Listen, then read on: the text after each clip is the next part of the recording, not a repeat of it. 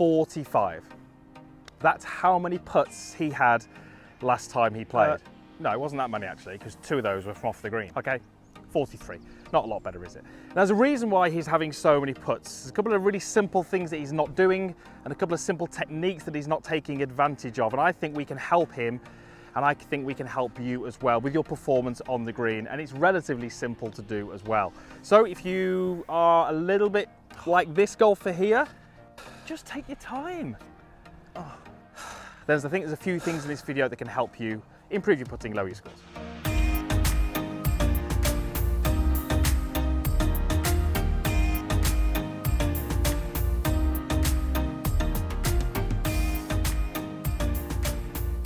So that was a pretty poor display there, and certainly anything over 40 putts is far too many and thrown away too many shots. So this is an area of the game where I really believe that you can save some strokes off your score relatively easily and quickly just by implementing some of the ideas in this video. Before we get started though, just drop down into the comments box and let me know what stats you track when it comes to your putting. Do you track how many putts you have per round, maybe the amount of feet that you hole, or maybe strokes gained for some of you who are more advanced in terms of your statistics? It'd be interesting to get your input, and gives me an idea about what you're actually tracking and certainly your ability level. Whilst you're down there, give this video a thumbs up if you do like it, if there's anything that helps you, and please subscribe to the channel. It's absolutely free. You just need to hit that little bell notification as well. That just means you'll be notified each time you do upload a video. Strike is massively related to distance control. If you can't strike the middle, you can't predict the speed at which the ball comes off, and then you might actually put more speed in and the ball might go a shorter distance because it's been hit off the toe. Really starts to mess with your feel. So if you look at that first golfer at the start of the video, which wasn't me, just looked like me, far too much lower body movement in that stroke. And that effectively just made it really difficult for me to hit the centre. And actually that first putt that I did hit came way off the heel and it didn't feel very good. So you can see I've got an alignment stick on the ground here, and all I want you to do in practice, if you can grab yourself an alignment stick or even just a golf club if you haven't got one, take your setup and just rest it between the ground and your thigh. And all I want you to try and do is just make some practice strokes. Now, you can see the length of putt that I've got here. It's a relatively long putt, but I'm able to make those practice strokes and keep the alignment stick in place. Too much movement, which you see all too often, and you're going to get that alignment stick drop into the floor. So it does 2 things really. It certainly heightens my awareness that my legs suddenly feel like they've got to be more stable, but it gives us some feedback straight away if I was doing that correctly or not. So this is a great little exercise to keep the lower body more stable. It's going to help you with your strike. Ultimately, what you can do is hit putts that way. So I'm just going to get myself set up to this ball, read it exactly as I want. I think it's a little off the left at the end. Once I'm comfortable, I'm just going to put that against my leg and then go ahead and hit the putt and see if I can keep it in place.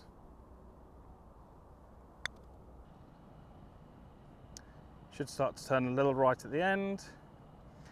And from that distance, I'll be really happy with that. Stick stayed in place. It tells me my lower body was pretty stable and the strike felt pretty good. So the first thing you have to do to improve your putting, especially from long range, is stabilize the lower body, get the ball coming out the center of the putter more often. Right, let's move on to the second thing that golfer at the start definitely wasn't doing. So for this second point, we're thinking about those long range putts. Normally those first putts you have on the green where you're really just trying to get the ball close and give yourself a stress-free second putt. So how do we know how far we've got? How do we know what the slopes are on the green? Well, you can walk it and pace it out, but generally we don't do that. We use our eyes. We see how far the flag is. We see the slopes on the green. So whilst it sounds obvious, we need to use our eyes to our advantage, and a lot of golfers don't do that. This would be a really common scenario. Golfer sets up inside the ball, makes some practice swings. We'll come to those practice swings in a moment. Once they've made some practice swings, they'll shuffle in. The putter will go behind the ball. They look at the hole and they hit. Terrible putt. Speed was all wrong, had no chance. So through that whole routine and process, I only looked or glanced at the hole for a millisecond. That's not really going to help me understand and appreciate how much speed I need to use to get the ball to the hole.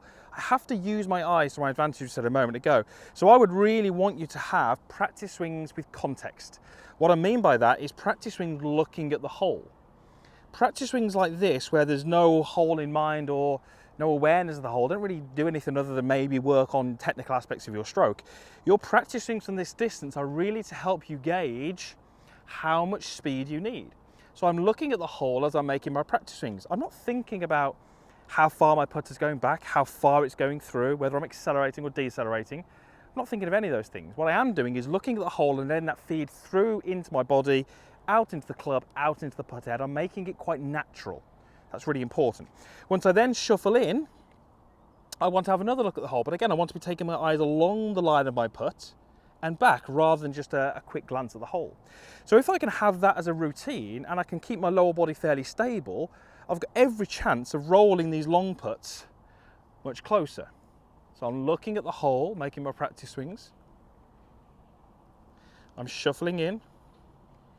Another look at the hole, back to my ball, build my stance, and go. Now I think I've slightly underread that. It's going to miss on the right-hand side, I think. Yeah, but a great putt in terms of speed.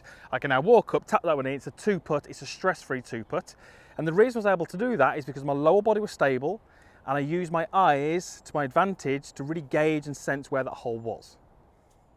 Right, third point, and this is something I would encourage everybody to at least try. It doesn't work for everyone, but from my experience, it helps more than it hurts. I've got 2 golf balls here, identical golf balls. I can make one of these much, much easier to putt with. How do I do that? Very simply, I take a Sharpie and I put a line across. On this particular occasion, it's the TP5X logo. Now, I would normally use a device to put that line on. I've just freehanded it there, which looks like I've done okay, but you can buy devices which do that. And I now have 2 identical balls, but one has got a pretty visible bold line on it. This is the one that's going to make it much easier for me to putt with.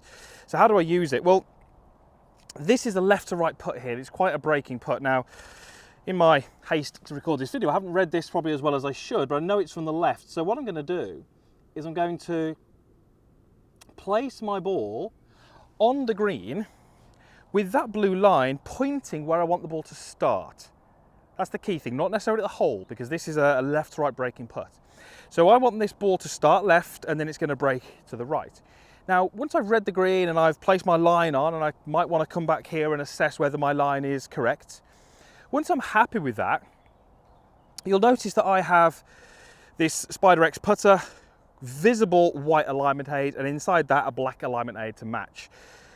Technically now, without even looking at the hole, I can line the putter up with the line on the ball, and I know that my putter head is lined correctly to the aim or the line that I've chosen. Still got to choose the right line, no guarantees of that, but it helps me.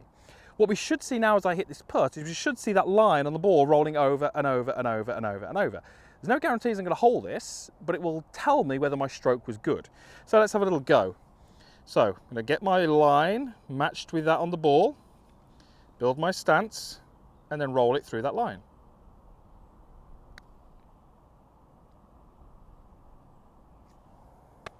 Thinking the pace right.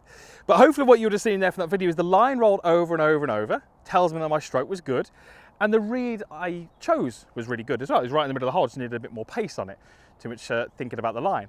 So that exercise for me makes it so much easier. I use these TP5 Pix balls, which have got this pattern on, but imagine that was a completely blank golf ball with no lines on it at all.